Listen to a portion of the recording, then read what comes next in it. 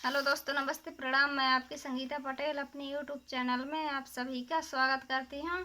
एक सोहर गीत लेकर के आए हैं। दोनों बहन मिलकर के एक छोटा सा सोहर गीत सुनाने जा रहे हैं और ये सोहर गीत कैसे लगे कमेंट में ज़रूर बताना। मेरा आंगन सोना